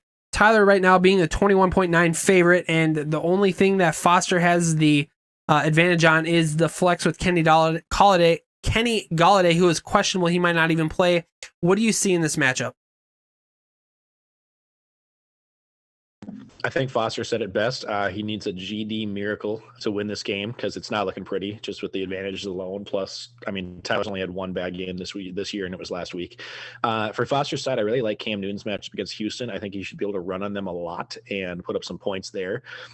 And Thielen should be a monster versus Dallas, too. I don't think they can really stop him. It just depends on whether they run the ball with Cook more. But Derrick Henry, his number one player versus Baltimore, really scares me. Henry's usually notoriously good in colder games, like November, December era. But Baltimore is a shutdown defense, so I don't love that. As far as Tyler goes, I talked about it earlier. Russell and Dalvin are their worst games of the season. There is no way in hell that they both have bad weeks again for Tyler. Plus, I mentioned DeAndre Swift. If he plays, if he goes through the concussion, he's looking like a RB1 right now, which is a hot take for me. And Julio just got a bye week, so he got to rest up. It seems like he's hurting every single week, but Julio's coming in well rested and should light it up here. I think for Foster, the only chance that he really has is if Kenny Golladay finally plays. So, if he doesn't play, I mean, I don't think Foster has a chance. If he does play, Foster's got to get lucky, but I think Tyler's going to probably keep rolling this week. To note, everybody who is playing our game, all 8 members picked Tyler to be the winner in this matchup. Tyler did pick Foster, however, to be the side bet winner. Cassie, Ryan, and myself all picked Tyler to be the Stone Cold Lock of the Century. All right, we're going to be moving on here. I'm going to hope. Okay, yep, we are going to be moving on. We have Alex versus Jordan this week. Alex is the 9.2 favorite. Kyler Murray, Antonio Gibson, and Giovanni Bernard are the advantage players on Alex's team. Over on Jordan's team, you have Miles Sanders, Keenan Allen, Chase Claypool, and Darren Waller for Jordan. What do you see in this matchup, Alex versus Jordan? Yeah, looking at it, especially right off the bat, Kyler Murray, the quarterback one, gets the worst pass defense in the league. He's not doing great in the first half so far, but it looks like as our friend Glick would say, money as far as a matchup goes. That plus Antonio Gibson and Gio in a head-to-head game of the Bengals and Washington. They should both be able to do pretty well, especially if Gio plays over Mixon. On Jordan's side of the ball, he gets another week of his running back one back with Miles Sanders, plus his 3 wide receivers, Keenan Allen, Chase Claypool, and Juju. They're all coming off pretty good games the last few weeks, so I think they should all continue rolling. Only thing is just whether, Claypool takes away from Juju, but I think the chances of either both of them getting 10 to 15 like last week or one of them getting 20 plus is pretty solid. That being said, I don't really like the Adrian Peterson start, but I do really like that he picked up Kirk Cousins and is gambling playing him against Dallas, which seems like a really good streaming spot. That probably would have been my streaming pick if Jordan didn't pick him up, so good shot there. The big key, I think, is going to be whether Michael Thomas bounces back to wide receiver one level this week. We talked about that in our water bets earlier. He is playing against Atlanta, which has a terrible pass defense, but he's without Breeze. He's looked awful, but I think he's probably going to put up like 10 to 12 this week. So decent compared to what he's done, but not compared to what you wanted him for. Also, now that the news is officially broke, I really like Gronk, who's going to be in Alex's lineup instead of Gesicki, I would assume. I think his new addition is going to do solid. So please don't do too well, Gronk, but I love you, so make me proud. And overall, I'm picking Alex, I believe. Okay. You are not alone. Everybody in the league who is playing also picked Alex, so all 8 members of the Pick'em have picked Alex. Alex picked himself to be the side bet winner. Jordan and Alex both picked Alex to be the Stone Cold Lock of the Century. Moving on, we have Ben versus Cassie. Cassie right now is the 1.7 point favorite. On her side, Tyreek Hill, Hunter Henry, Damian Harris are the advantages on her team. Over on Ben's side, Deshaun Watson, Nick Chubb, Aaron Jones, and DK Metcalf. It should be a really, really interesting battle. Jack, what do you see in this matchup? Same thing. I'm loving the quarterback matchup here for Ben's side. I think Deshaun Watson's going to feast against New England. I don't think they're really good at containing a quarterback. So while they might have decent pass defense, he makes his living on running. So I also love the matchups for Justin Jefferson and DK Metcalf this week. Metcalf's already scored a touchdown tonight. I'm sure he'll continue against the Cardinals. Cook, too, I think has a real good shot. I know he put up a 0-pointer either last week or the week before, but I think he has a solid shot versus a terrible Falcons defense. It just depends on who the Saints choose to get the ball to. On Cassie's side, there's a lot of question marks. Stafford and Drake, I believe, are both coming off recent injuries. Stafford might not even play with his thumb, I think it was last week, after a hard shot. Plus, James Conner's been super disappointing the last couple of weeks. Cooper Kupp also has a tough matchup versus Tampa Bay. But that being said, as far as positives, I really like Tyreek on her side and Damian Harris this week. And then back on Ben's, he still does have 2 of the top running backs in Aaron Jones and Nick Chubb. I mean, they're both guys you have to start every single week. But that said, I would temper expectations for them both a little bit. split. I think this week they're both facing top 10 at least run defense, if I remember right. So while I'm sure they're still going to have running back 2 or better numbers, I don't think they're going to be the lights out winners. So it'll be close. I am picking Ben overall just because I like his team top to bottom more. All right, moving on. We're not moving on. Just to clarify, we do have some people who picked both sides of this matchup now. We have Alex, Jack, Jordan, Ryan, Tyler, and myself who picked Ben. Cassie picked herself in this matchup. Katie also picked Cassie in this matchup. Cassie picked herself to be the side bet winner, and so did Jordan. Moving on, we are going to go to Josh versus Ryan. Josh is the 11.3 favorite in this matchup.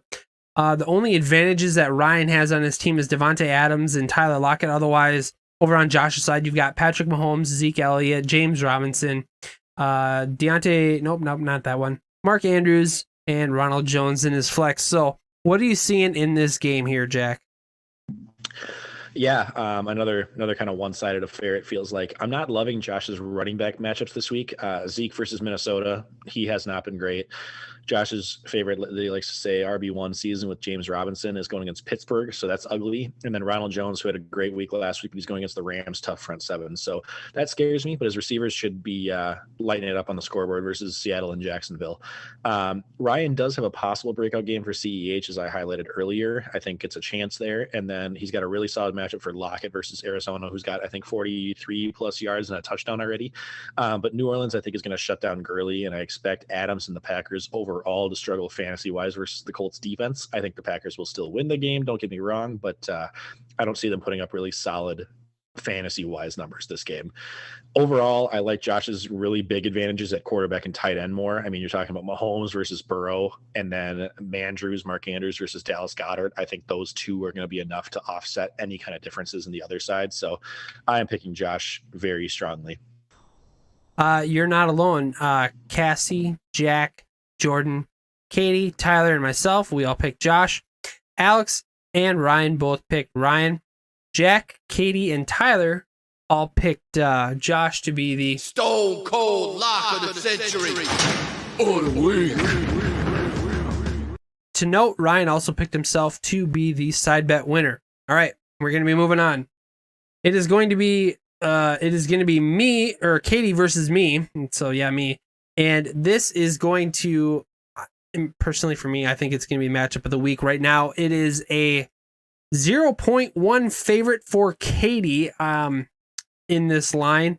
She's got Justin Herbert, Alvin Kamara, DJ Moore, Will Fuller, and Chase Edmonds. Those players there for her are the advantages on her team. Over on my side, Melvin Gordon and Travis Kelce, and that's about it. So it's going to be real tough. I do love my pick up the week for quarterback, Big Ben.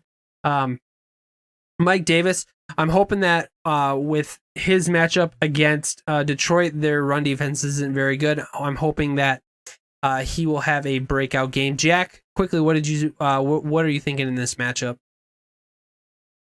Yeah, like you said, super close projection, separated by 1/10 of a point. I think if I had to talk about like earlier in the show when we do Jack's game of the week to watch, this is it. And the next game our next matchup I talk about will be Jack's game to avoid because nobody will care. Overall, these teams you guys both feel very similar to me. I think you're both going to be fighting it out for like one of the last playoff spots. I think if Katie wins, she would basically flip-flop with you in the playoffs. So, I mean, you guys are both like right in that 5 to 7 range. That being said, I feel like your team's scarier because, I mean, you're fighting for this and currently in the top 6 without CMC. So if you make it, I think you're one of those like 5 or 6 seeds that could make a lot of noise, whereas Katie's, I think, is just underperformed versus what I expected. So it'll be really interesting. I think whoever loses this week is going to have a tough time making the top 6.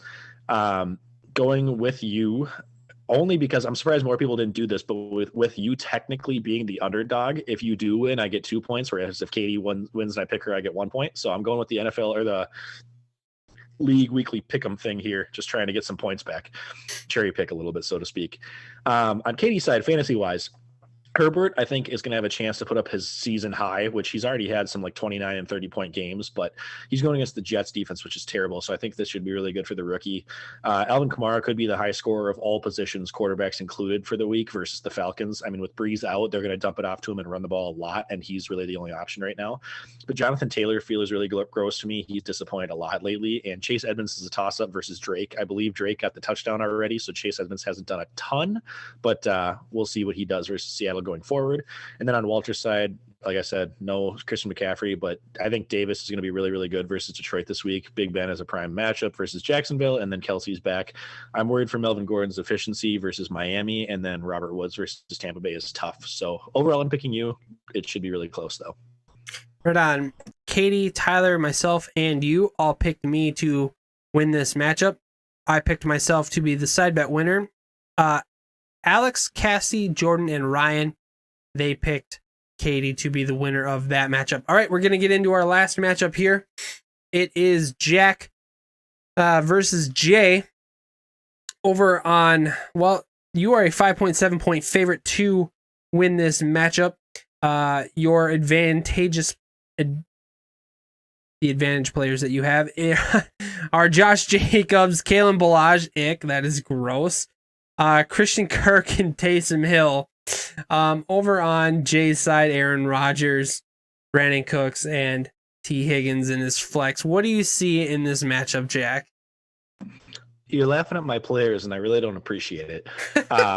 I basically had the same reaction when I looked at my starters today, just with a couple of people on bye and Mixon possibly still being out. I was putting these guys in that, like, on paper have decent matchups and should, they've been doing better lately. But, like, if you would have told me this was a starting lineup at the start of the season, I would have been like, which team stopped caring about their team? Like, who didn't pick anybody up? Like, these are all guys that you, like, haven't even heard of before. So it's just gross. I mean, if you told me that I was going to have to start Kalen Ballage, Christian Kirk, Taysom Hill, Michael Pittman in the same week, it probably would have made me throw up. So it's really, really bad, but I think it still will get the job done, because I think this is kind of where it shows where you have to be like a knowledgeable or like a savvy general manager. I'm working with what I got. I've made some pickups that I think are going to make sense for the week of. I will probably be subbing in Duke Johnson if he plays over Michael Pittman, maybe, but we will see. Overall fantasy, breaking this down, I'm 99% sure I don't even deserve to be in the playoffs anyways, but if I can't beat Jay, that definitely is going to confirm it. That'll pretty much knock me out. And honestly, if Jay can beat me and get within one game of me, it'll actually put me in the running for possibly getting the toilet bowl punishment. So we'll see. It is nice, though, to play the bottom team when you win a week, or when you need a win this week, but is it going to be too little or too late for me? As far as quarterbacks go, Brady looked great last week for me, but he's going to have a really tough game against the Rams, I think. And then Josh Jacobs did put up 20.5 when he played the Chiefs last time earlier in the season. So hopefully he can recreate some of that magic. On Jay's side, I expect Rodgers to have a tougher time, like I mentioned, versus the Colts. So I don't think he should win it for Jay this week. Fournette took a backseat to Ronald Jones last week, but it's always a threat for him. And then Hollywood feels like he's due. So shout out to Alan Dave, also known as Fancy Linder Stousen. Hollywood Brown, as well as Mike Davis, would be two of my picks for the Dave's He's Due Dudes this week. I don't know if you guys either of you listen to our show consistently, but shout out to that segment, Dave. I'm loving it. Overall, I am going to pick myself. I'm not feeling great about it. I'm very, very worried. I think my only hope is to win this week, but we will see. And a side note, we already talked about it. I am going to be starting Taysom Hill with trading away Gronk. So I think that's a really, really savvy pickup. I think that could be potential to have me win, especially if maybe Taysom Hill comes in the second half. I might get like two quarterbacks to start out of the deal. So we'll see what I can do. Right on. People who picked Jack this week, that'd be Alex, Cassie, Jack, Jordan, Katie, and myself. Ryan picked Jay. We are done with all of our matchups. I'm sure everybody is real happy about that. I know that I am. We're going to transition back over to here. Let's move into Guillotine. It's time to... Who got the chop this last week? Jack, who got it? I'm not happy about it, man. I don't want to talk about it. It was me. Back-to-back weeks, we had the podcast host go down. So now we're just never going to cover the segment again because neither of us care. So take that. Yep, it's over. That's fine with me.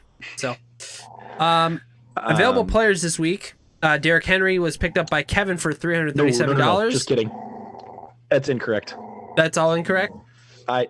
It's all incorrect. I didn't update it because it was my team, so I was just going to cover it and talk about it quickly. But going through, not a lot of people have a lot of budgets left, so people didn't spend a whole lot for my team. But sorry, ignore my dog going rabid in the background. We had Keenan Allen get picked up by Dave for $126. Thank God he spent that much, because the next highest bid was $25, so he only spent $101 over the next closest bid.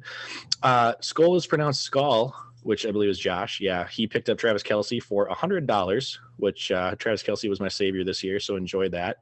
Foster picked up Terry McLaurin for $65. Next highest bid was also $1, so people are just not sure what to spend when nobody else has money, but I get it. You got to get your players and stay alive where you can. Al with a very frugal, savvy bid of $21 to get A.J. Brown. Dave also picked up Naheem Hines. He was not owned by me, but I believe he was in the free agent pool for $15. Al picked up Damian Harris from me for $1. Al picked up DJ Moore from me for $1, just pillaging my team. He also picked up Justin Herbert from me for $1, and Foster picked up Raheem Mostert for $1. Not shown on the Fab report. I believe also Jordan picked up Lamar Jackson, Mark Andrews, and Michael Thomas, all for free. So shout out to that. He had $0 left, but he got them after nobody else bid on them. So nobody bid on Travis Kelce day one, which means that anybody could have gotten him for $1, and then Josh got him today. And then nobody bid on Travis Kelce for not 1 but 2 days, and Jordan just picked him up. I'm sorry, not Travis Kelce, Michael Thomas, and Jordan just picked him up for free. So overall, very, very frustrated. My team came down to the wire and barely lost out to passing, I believe, Foster and Jordan. I was right there, and I think I needed. I don't even remember who I needed anymore. It was painful to watch, but my team was very close. I believe I was averaging like 125 points a week. I was third in points for the last like 3 weeks, and then I got knocked out. I didn't have any near-death experiences. I wasn't even close to the bottom most weeks. I finished now with the current highest average point total at 122, and we are now down to, I believe, 7 teams. So I mean, I made it in the top half, and all the other teams that are left are solid. We're gonna see what happens from here on out. Right on. Okay. Before we get into our dynasty stuff, I just wanted to throw this up here real quick. I forgot to throw this up there. These are all of the picks, so people can see all of the picks that we had. This is mainly for our league members here, so there is that, and we can, now that it's been up for a few minutes, we'll transition back. All right, our dynasty league. Jack, what's going on in dynasty? Really quick, without breaking it down too much, because nobody cares about my team specifically. I am on a 2-game losing streak. I started 7-1, and I am now down to 7-3. So I believe I'm still tied for first, but I'm losing on the points total. I lost to Al last week, who beat me pretty easily. I had a couple people on bye and a couple that just did not perform. This week, though, I am playing against Tyler, who, after some rough injury breaks, I believe he lost Dak for the year. He lost Odell Beckham.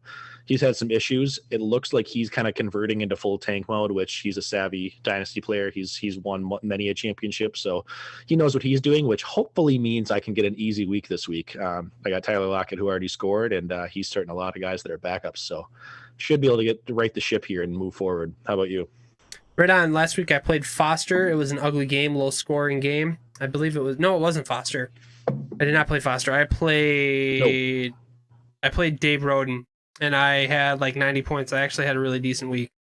That projected me into first place. I am now tied with Jack, and I have more points than him. So now I am the leader in the Deflate These Balls League. Well, come on. We are leading. Like, it's a team podcast effort here. No. I'm number 1. No. In the standings, it says I'm number 1. Still, the 2 guys that have never played Dynasty. Yeah, no, that's great. The 2 guys on this podcast are winning. We are winning. We are in first and second place. We are tied with the same record, but I am sitting in first place since I have more points for, and I will not share that at all with anybody. Sorry, I'm going to be greedy there. This week, I am playing the Garlic Johnson from the Hidden Oaks Overdose Football Fix podcast. His team name is Stud and Duds, and he is starting Jared Goff this week, so that is all you need to know about how great his fantasy football team is. So we're both playing tanking teams. That's good. Correct. I should. If I lose this week, should I quit my podcast? Well, no, because then that means I'm done. So. All right, so I'm not going to do that. But if I lose to Garlic Johnson, it'll be uber embarrassing, and I'm sure I'll be made fun of even more over on the Hidden Oaks Overdose Football Fix podcast. Garlic will probably be more upset than you will because you'll be Actually, ruining his yes. plan. Oh yeah, because well, That's true. Like Garlic isn't. He's gonna be last place no matter what, even if he gets his one Yeah, win. So true. it's not gonna matter. So I want him to just start all of his studs one week and be like, F you guys, and destroy somebody for one win. he's got Mahomes on his bench. That's all you need to know. And Kamara and Josh Jacobs and Jonathan. Yeah, he's got Yeah. some solid guys next Yeah, year. he does. All right, so that's gonna do it with our Dynasty League. We've got the Hood DFS Play Along Challenge. Yep. Don't read that because that's not accurate. I've updated it since. That's fine.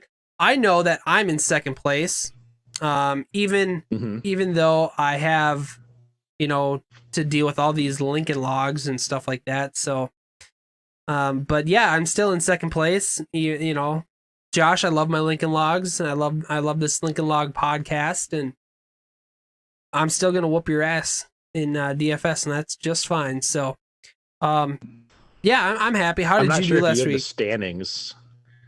Yeah, because I can't pull it up right now. My phone's not working. But while I'm talking about mine, I put up I think 5th or 6th most points last week. I had like another 109 or 111. So finally a good one. I think I had like 4 or 5 weeks in a row of like bottom 5 or 6. So bouncing back and keeping it close. I think I'm in the top 5. If you're in 3rd, I was right behind you. So I think I'm at least 4th, 5th, or 6th. You are 6th right now with 1,203 points.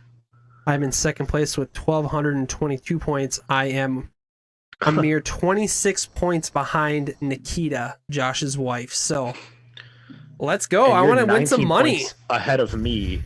So 2nd, 3rd, 4th, 5th, and 6th are separated by 19 points. So I mean, it's wide open. Yeah, it is. So we're gonna keep going. So it's a fun matchup. I never thought I'd have this much fun playing DFS in the league. I'm super happy that we went along with it and did it. So, are there any people that you're looking at this week?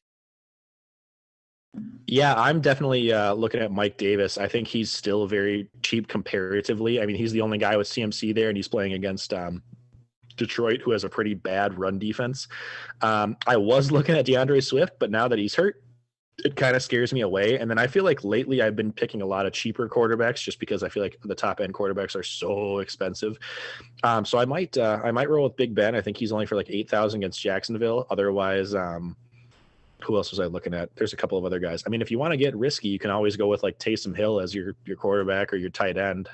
Kirk Cousins though versus Dallas is only 7,100. So there's a couple of guys. I try to go with the studs and duds approach myself in DFS. For me, I'm just going to list 2 players.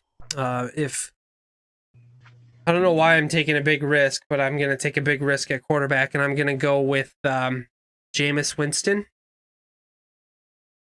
So I think I'm going to try that, and then Dalvin Cook is going to be my running back, probably from here on out. So that's pretty much it. All right, that was our show.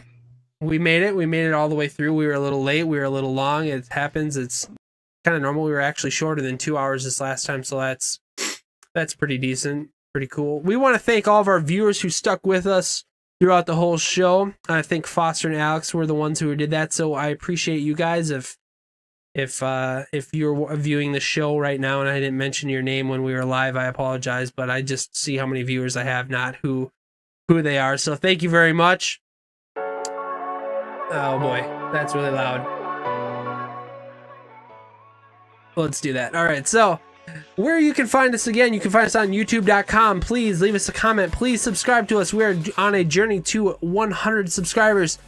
Go to anchor.fm/thevictoriouspod. Leave us a voice message, Twitter, email. You know all the places. Jack, why don't you say goodnight to the folks? Good night, everyone. Thanks for joining in. Really excited for this last playoff push here and to go watch some exciting football. The Cardinals just scored again to come up 14-16. So I'll go watch that. And then after that, I'm probably going to go play with some Lincoln Logs or something. I don't know. Lincoln Logs for life, bro. Have a great night. Bye.